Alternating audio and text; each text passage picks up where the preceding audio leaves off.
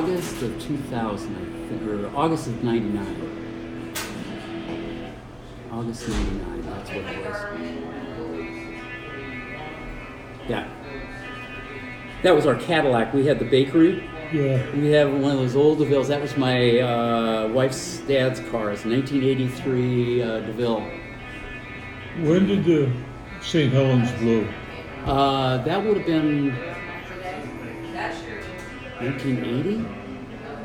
I just moved to Spokane. When I had a that happened. Cadillac then, and it took me 3 hours to get across the Astoria Bridge.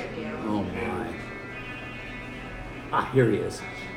Do you know who that is? That's Chopping right there. That's Bob Chopping, isn't it? Yeah. And I don't remember who that guy was, but this guy here, I thought it was Clark of Clark and Shirley, but he said it wasn't him. It's a familiar looking guy, but I can't tell you who it is. I can't either. I mean, oh, and there's John McGowan and Alan Sellers and Ken Weber, and that's me. Looks like I'm on drugs. And there's Ralph Todd. He was, at the time, John was the president of the association. And that would have been late 99. After I moved, I think. Yeah. But for the life of me, I've been trying to figure out who this Real guy familiar was. looking.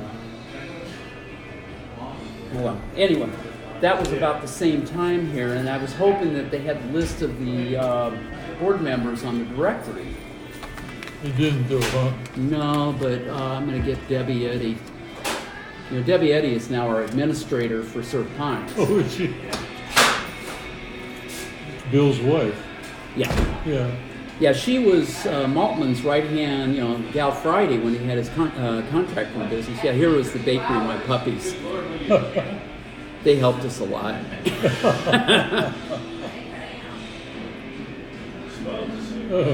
that was Meathead. He used to have fun.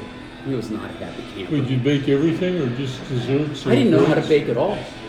You learned. I learned. I had John Morris do my baking, and then remember Kathy Arndt, Ray and Kathy Arndt? Yeah, yeah. Well, her sister Patty was one of my bakers too. She lived upstairs where Kathy used to live. My brother-in-law won an award from some national organization for the second best dessert bakery in the world.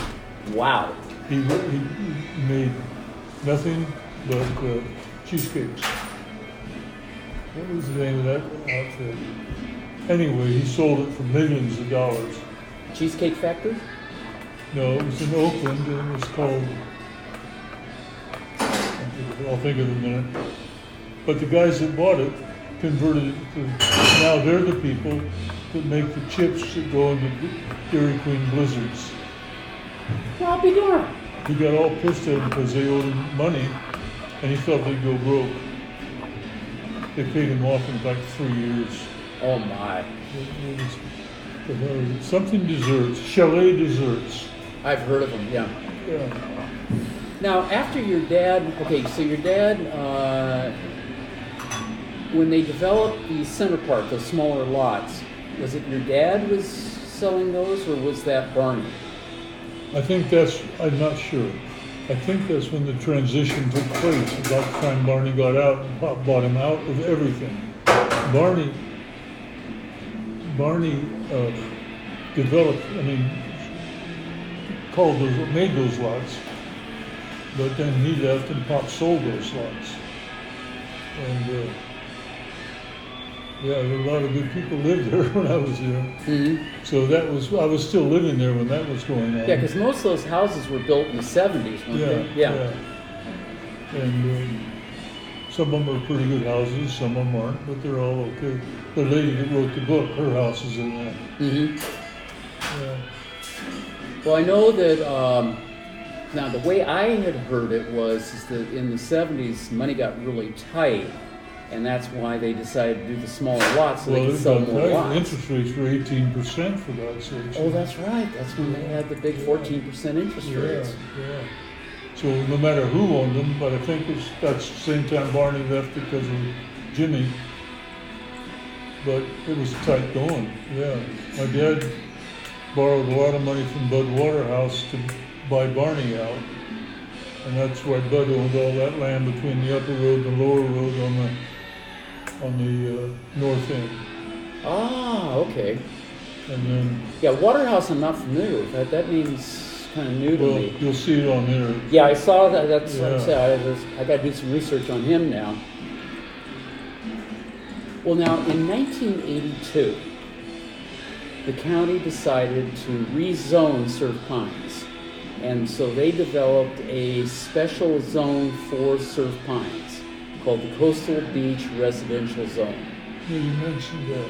And my understanding was one of the reasons they did that is to prevent any further making smaller lots, subplotting to third, quarter acre lots. Could be. But I haven't been able to figure out who it was that talked the county into doing it. Well, the zoning and planning wouldn't do it to forbid, maybe just to forbid small acre lots, they'd do it.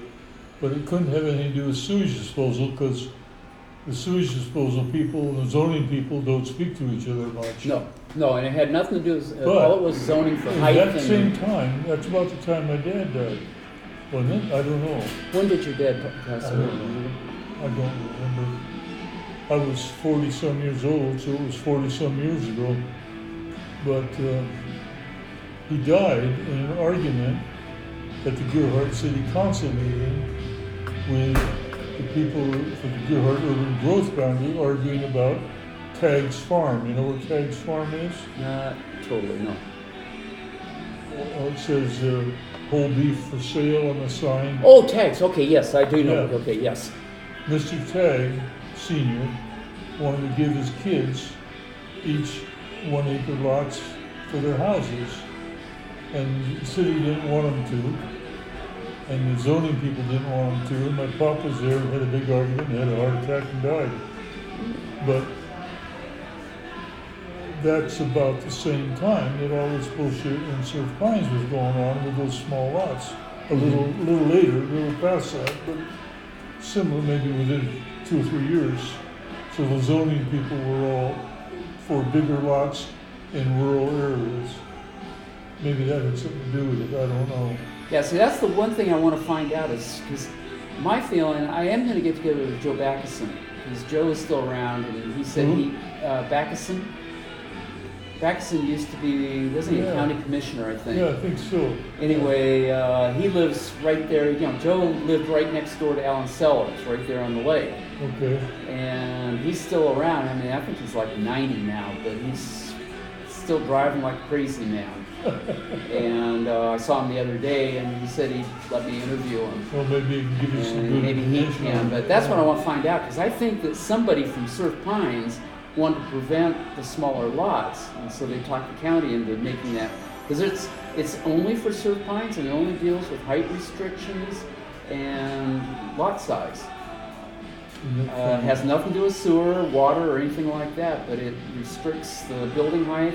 That's where they came up with that 26 feet from, the natural ground, corner to corner. That's in that zone. And then anything west of Ocean is a maximum of 18 feet. Yeah. Don't mess with my And then there are a few deed restrictions that are as low as 14 feet. Yeah. But that was done because the people above owned the lots and they subplotted it and they wanted to keep the view. Okay, so that's one I wanted to kind of see if you know. Trying to think of other questions that I had. Okay, so were you the one that started the landscaping company, or is that your son that started? My son. He started the landscaping. Alan Fenton, you know Al Fenton? He used to own Fenton's Garden Center. Oh yes, okay. He hired David when David was 14 years old, and David wound up getting a degree from college in Gresham for ornamental horticulture. Oh yeah, And he started Manion Landscaping, and he does very, very well at it. I can't afford him. Well, I think he's the one that replanted Jerry Fouts' place. Because I remember Jerry and... he does a lot of work at Surf Pines. He does a lot of high-end work. You can't imagine. There's a society. There's a person for whom he's currently working that is re-landscaping their home. Mm-hmm. It's $130,000, and she keeps adding on to that. I mean, for Christ's sakes, to landscape your home? Some people get. My buddy, have you ever heard of Marinakis Stone? It's a stone company it's up in Issaquah, up in Washington. But they have this quarry that does this really unique granite pieces of stone. And I'm talking, 10-ton, 20-ton pieces of stone. And he did all the photography, marketing photography for them. But they would customize the stonework. And he had a couple of projects that he had to take pictures of where just the stonework alone was $250,000. Not counting the planting or anything else, just the stonework was $250,000. This house is telling me same thing. He had some 8-foot long stone benches. Well, I wanted that blue stone. He says, well, your architect told me this was all right. Well, I want the blue stone. Well, I have to go clear to Portland to get that, and that's going to cost you a lot more money because it's the spruce. I don't care what it costs. People live differently these days. Oh, yeah. Anyway. So, what career did you have then? I'm a real estate broker. Oh, okay. I have 50 years. I'm not anymore. I quit. Oh, that's where you got your card. Okay, I wondered about that. I saw your card when you sent your email. Well, I like to drink more than I like to work. Well, I met somebody. Didn't you used to swim over at the seaside? I swim every day. He said you spend more time flirting with the girls than you do swimming? I don't flirt. I'll tell you what I don't.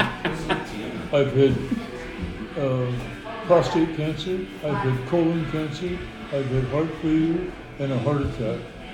I ain't flirting with nobody over anything. I know about the colon cancer. I just had surgery to get mine taken out, so. That's why I had to go shit. Oh, so they resect. Did you have it where they brought the small intestine down and reconnected? I told her, I said, the surgeon, I said, I eat and then I go poop. She says, well, we took out your storage space. I don't know what they did. I was at St. Vincent's in Portland. But you didn't have, did you have a bag at all? No. Okay, see, when they did my surgery, I got a surgery, because I'm a vet, so I can go through VA, and they got a thing with OSHU. And the guy that did it, oh, do you have a disability rate? Oh, wow. Well, I got a 40% disability because I was stupid enough to roll a Jeep over my leg, and I was driving a Jeep. I know how you feel.